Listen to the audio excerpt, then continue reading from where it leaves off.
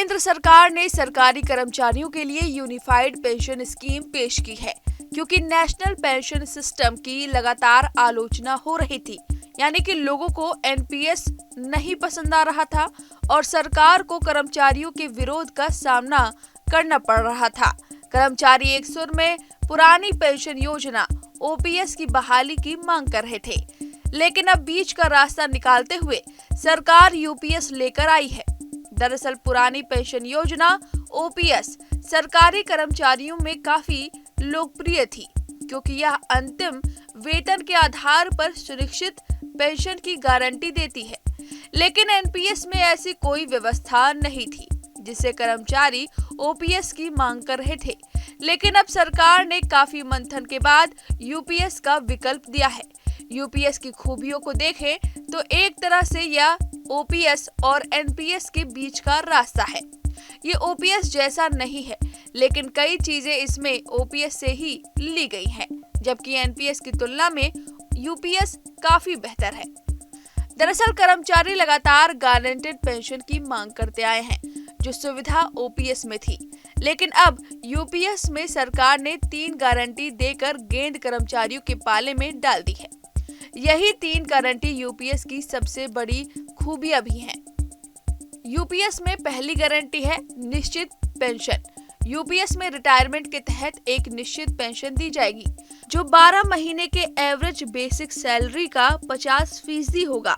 OPS में भी retirement के समय में निश्चित पेंशन का प्रावधान है, जबकि एनपीएस में रिटायरमेंट के समय निश्चित पेंशन की कोई गारंटी नहीं है। हालांकि इसमें कुछ शर्त भी है। इसके लिए शर्त यह है कि कर्मचारियों का सर्विस टेन्योर 25 साल का हो, यानी कम से कम 25 साल नौकरी करनी होगी। अगर सर्विस 25 साल से कम है और 10 साल से अधिक है तो यह अमाउंट प्रो डेटा के आधार पर दिया जाएगा। इस बारे में अभी फॉर्मूले का इंतजार है। वहीं यूपीएस में दूसरी गारंटी है निश्चित पारिवारिक पेंशन। यूपीएस के तहत पारिवारिक पेंशन भी दी जाएगी, जो कि सरकार की दूसरी गारंटी है। फैमिली पेंशन कर्मचारियों के मूल वेतन का 60% होगी।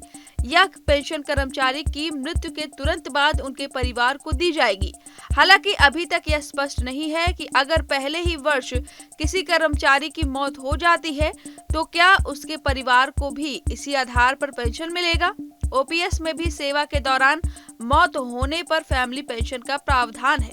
एक उदाहरण में समझे तो अगर किसी कर्मचारी को 30,000 रुपए महीने पेंशन मिल रही है तो उनकी मौत के बाद पत्नी को 60% यानी कि 18,000 रुपए मंथली पेंशन मिलेगी। वहीं यूपीएस में तीसरी गारंटी है न्यूनतम पेंशन का प्रावधान। यूपीएस के तहत अगर कोई कर्मचारी कम से कम 10 वर्षों की सेवा के बाद रिटायर होता है तो उसे न्यूनतम 10,000 रुपए प्रति माह की पेंशन मिलेगी। यानी यूपीएस में 10 साल की सर्विस पर कम से कम 10,000 रुपए पेंशन का प्रावधान है। यूपीएस में 40% पेंशन कम्युनिकेशन का प्रावधान है, जबकि एनपीएस में ऐसा कोई प्रावधान नहीं है। लेकिन अगर किसी ने 10 साल से कम नौकरी की है तो क्या उन्हें पेंशन नहीं मिलेगी? इस बारे में अभी तस्वीर साफ नहीं हो पाई है, क्योंकि सरकार का कहना है कि कम से कम 10 साल की सर्विस पर न्यूनतम 10,000 रुपए मंथली पेंशन मिलेगी। लेकिन उससे कम सर्विस पर क्या प्रावधान होगा, इस मुद्दे पर अभी सस्पेंस बरकरार है। इसके अलावा यूपीएस में मेडिकल फैसिलिटी दी जाएगी, जबकि ओपीएस में रिटायरमेंट के बाद मेडिकल फैसिलिटी एफएम में है, लेकिन एनपीएस में इसका स्पष्ट प्रावधान नहीं है। बता दें कि यूपीएस को 1 अप्रैल 2025 से लागू किया जाएगा।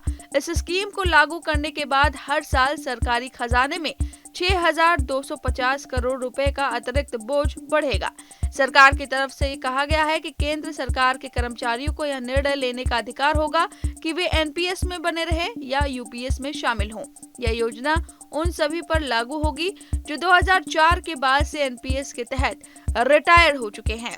आपको बता दें, यूनिफाइड पेंशन स्कीम सरकार के कर्मचारियों के लिए नई पेंशन योजना है।